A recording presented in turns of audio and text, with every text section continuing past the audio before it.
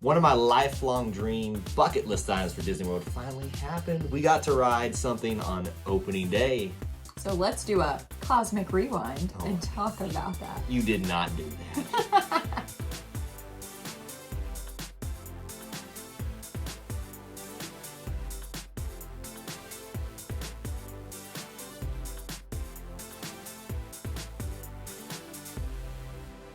Hey everybody, welcome back to I2I, the place where we talk about anything and everything Disney. My name is Kyle. And my name is Jessica. And before we get started tonight, if you haven't already, please consider subscribing to our channel and turning on that notification bell so you don't miss any of our content. This is another edition of Disney Through Our Eyes, where we talk about a Disney topic that's on our mind as of late. And we're going to start maybe like I don't want to call it a series, but we got a couple of these videos we're going to happen about our latest trip to Walt Disney World. But before we even get into the whole trip, we just got to talk about this. The number one thing that happened. The best thing that's probably ever happened to me at a Disney park, outside of being the last one out of Magic Kingdom. That was pretty stupid. Yeah, this is cool. You weren't there. You can't say it was stupid, okay? Well, I wasn't there, exactly. This we both experienced, and this is cool. This was awesome. We got to be at Cosmic Rewind, Guardians of the Galaxy Cosmic Rewind, the brand new roller coaster event at Epcot on opening day. On my birthday too. And we actually got to ride it. It was amazing. Like just the sheer excitement and the panic that ensued of us trying to make that happen. So it was awful. Yeah, your mom was very stressed about us getting on the ride. Obviously, we ended up paying to get on the ride. Yeah, I do want to talk about that. I think go for it. Well, I think it's an important thing to distinguish that this is not a ride that you can get on just by traditionally waiting in a queue line right now. It is just like Rise of the Resistance was, virtual queue only. However, Disney got a lot smarter this time, and you can pay $17 per person to ride this ride. That was the price on opening day. Now, it will vary based on the different park levels, and obviously on opening day of something they're going to have the highest price. Obviously, I'll be honest, it was worth it for opening day. Right. So what she's talking about is, for those of you, I think everybody's aware of this now, they've moved to Genie Plus, and I keep calling it Disney Plus still, even though it's Genie Plus, where you can, that's basically their fast pass system now, but you can also buy the lightning lane for these high profile attractions, usually one at each park. Obviously that's Guardians of the Galaxy now at Epcot. So we opted for that because we were going to be at the Magic Kingdom to start our day off, and you would have already needed to be in the park by that virtual queue option early in the morning, not be at the park or have your reservation for it, or be in the park by 1 o'clock for the second virtual queue, which we weren't going to be. And when you park hop now, you can't be there till 2 o'clock. Exactly. So our only option to get on this ride was to pay. Or talk to a cast member that we may know, but we didn't know anybody, so the only option was to pay. So we did, and it was 100% worth it. In fact, right now, I would say if you're watching this video and you're about to go on a trip in the last few months of it opening, just pay it. Don't wait. I was say, don't go through the stress like we went through with Rise of the Resistance not getting on that ride.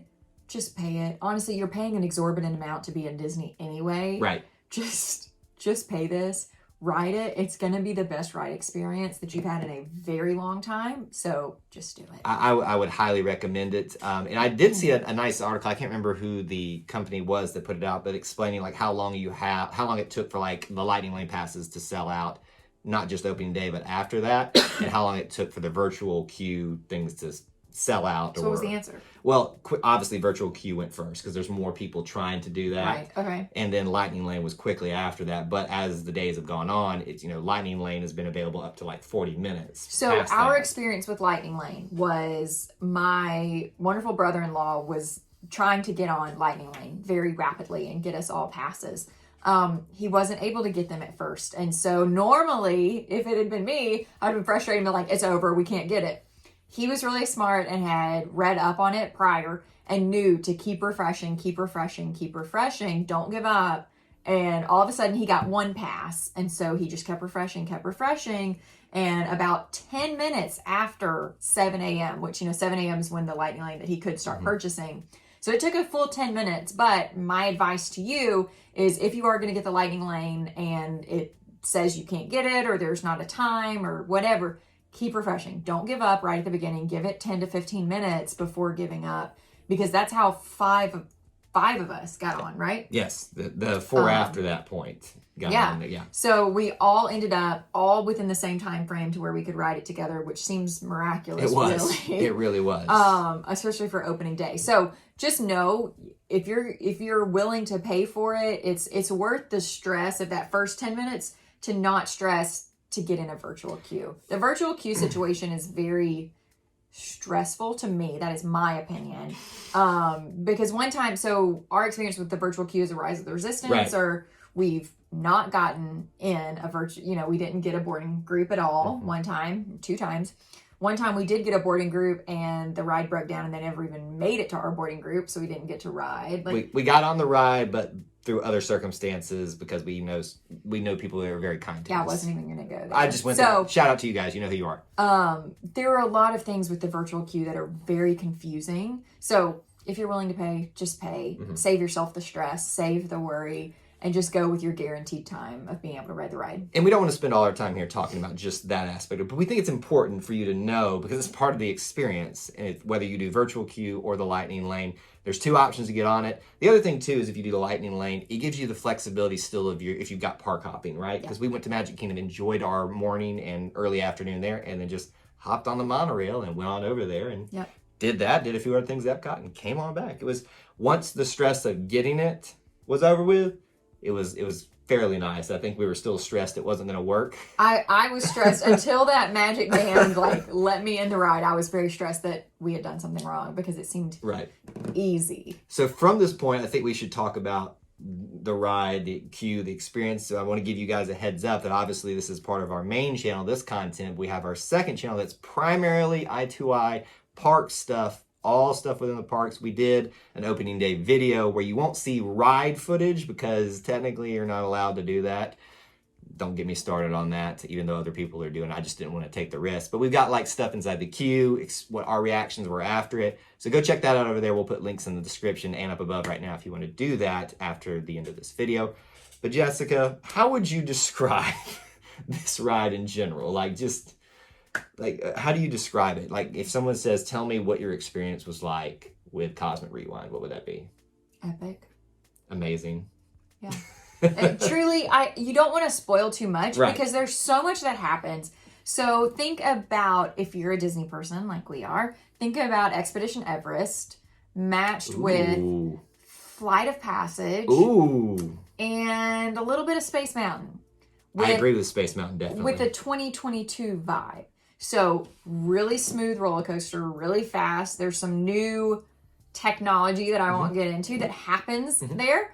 But it is the smoothest ride experience that I've ever been on. It had the smoothness. I don't know a better word for it, but it almost felt like, Mickey and Minnie's Runaway Railway, where you're not on a track and you're just gliding everywhere. That's what a fast roller coaster felt like. That's what Cosmic Rewind felt like. And so that's the thing about this is the way you're moving throughout the thing, you would think that it should be pretty rough, and it's not. So it's not. And there are a lot of movements that I haven't been on a roller coaster with those movements before. So you would just think that it would be jerky and like Space Mountain and just, moving you all over the place, but it's not. But let's be real. This is Space Mountain on crack or steroids, whatever drug you want to throw into there, because it's Space Mountain cranked up to a level that Space Mountain probably could never attain with that technology. It is. I truly have no words. It's one of those rides I need to ride it 3 or 4 more times to even understand what just happened. I don't understand what happened to my body. It's like there was this moment, I don't think this will spoil anything, where you go backwards and you're like, where am I? Right. Literally, I have no idea where I am. But it's not that same overwhelming feeling that you get in Rock and Roller Coaster. Rock and Roller Coaster at times can feel very overwhelming when you're just flipping upside down and you're going so fast. Right.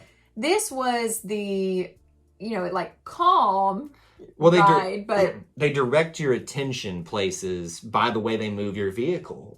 They want you to see certain elements of the show. That's it. It's like a movie. While you're you are riding a movie essentially, and so they're trying to. You can look around to where you're not supposed to be looking and see things, but it's if you just focus on what they're directing your attention towards, it immerses you, and that's. Part of the thing is a lot of people are getting motion sickness on this because it's so because you get lost in it. I could see that. I did hear somebody say they got vertigo after it. So if that is something that you are prone to, you might want to watch some ride videos of it and just consider, hey, are these movements going to make me sick? I never even considered that because it didn't happen to me. It didn't. I saw felt those fine. warnings. I saw the warnings that they always have, and I heard people talk about it. And I was like, "Ooh, am I going to get motion sickness?" I never. I think it was probably just I was having such a great time. Yeah. I mean, literally, I was just like a little kid. I had my arms out, just going the entire time. Probably not even watching what's going on. I mean, it was. I knew what I was going to experience was something I never had before in a Disney ride. I don't think I was ready for that level of it. Which is interesting too. I just talked to a former cast member too, and they said they loved it, but they were expecting still more. So I wonder if they know things that we don't. So and that's fair. I think going into it blind, it was awesome. Going into it with with his family, like blind. None of us had ever ridden it before, obviously. And so it was so neat just not knowing what to expect and just, going in for the first time with a room full of people going in for the first time. And it was just a really neat experience for us. We haven't talked a lot about the queue. Now, obviously, we're not worried too much about spoiling things for you, but we're not going into great detail here because you can go out and find that for yourself if you'd like to. But for me, the queue starts from the moment you walk in the door through your fast to the point that you actually enter the ride vehicle. Right. So this, to me, was, again, I know there are some elements that were left off the drawing board, of what was originally going to be inspired for this. But still, and we were in the Lightning Lane pass, so we saw the abbreviated version of the queue. Very abbreviated. Beautiful. Like that big atrium that you walk in at the beginning. Yeah. I think it's called the Galaxium or something like that. It reminded me, obviously, a lot in the Guardians of the Galaxy movies with when the mom... the dad, sorry. When he's there talking about the world and everything, and talking about how he met the mom and all of that. Ego. So that's ego. Yeah. That's the vibes I was getting. Felt very Guardians of the Galaxy. Yep. There was one interesting thing that Terry Crews was in the... Yeah, I knew he was going to be a new character in that, and so I missed that. I he's did a great not choice. anticipate him being there. I was like, yes. He's a great choice. He's very easy guy to like, Oh, yeah, he's so funny. Like, he's almost like, when he does comedy, too, it's almost a touch too obvious, but he's so likable that it doesn't matter. And so it's just kind of like, he's a perfect fit for that type of Guardians of the Galaxy type of feel, right? And he's not even one of the Guardians. He's part of the Xandarian Guard, or the Nova Corps, I believe. And that's who this is all based off. Like, you're on the planet Xandar, or they came to us and are displaying all that, and they take you somewhere. And there are show elements in the queue where they tell you they want you to turn your cameras off. I didn't see anybody else have their cameras on, so I turned mine off when we were in there. I didn't want to risk it. So that's why we don't have that footage. But next time I go, I will definitely risk it and get the footage for you guys, even though there will be, plenty of it at that point. I love the queue experience, the way they make you feel like they transported you somewhere. Again, Disney Imagineering at its finest, telling a story even before the real story begins. Yeah. The ride, we've covered the, sense of vertigo and motion sickness and just the overall experience of it. If this is where Disney Imagineering is heading in terms of like those type of rides and stuff like that, and making the thrill experience more than just a thrill ride, we're all going to be very, very happy. Like, I was so satisfied with it. And for it to be on my birthday too, was absolutely amazing. It's not a disappointment, but part of me is like, I want the whole experience. I wanted the walk through store to be open. I know, but we can control that. I know. The Treasures of Xandar was not open for us to walk through on opening day because they knew the crowds were going to be just insane. But they did have just the regular, what is it called now? Connections? Yes, Connections, where they had all the merchandise. That was open and had all the Guardians merch, which was a lot of fun. Honestly, just going there, of course, we got some prizes, but it was just really neat, like seeing so many people invested in this. I was like, this is a lot of fun. Just seeing everybody be hyped about the same thing. Well, it gives everybody a sense of camaraderie. Like, we're all here on this day. Right, for the together. Same thing. Even though a ton of people have already ridden this before us, but it doesn't matter because we're all here on opening day. Right. It was fun. It's one of those bucket list items that I've never gotten to do. Be at a park on my birthday, ride in something on opening day. It checked off a lot of the things. I think Disney did an outstanding job with the way they handled it too, even despite, having to pay extra to be on it. But still worth it. Just How would you rate the ride? I mean, Oh, 10 out of 10 for me. it's beyond a 10 for me. Like I'm not saying it's my favorite ride yet. It might be after another few rides. It's my favorite ride after the first time. I might change my mind and go back to Flight of Passage as my favorite ride, but the problem comes for me because it's so easy to connect it to Space Mountain, and that's my ride. It's going to be real hard for me to. That's fair. Space Mountain's a good ride. And I rode at Space Mountain several times that same day after that, and I kind of was like, I'm still cool with this being my favorite ride because it's my thing, or I know it's not just my thing, but anyway, great ride. Go ride if you haven't. Check out all the footage that you can find online if you want our initial reactions to it.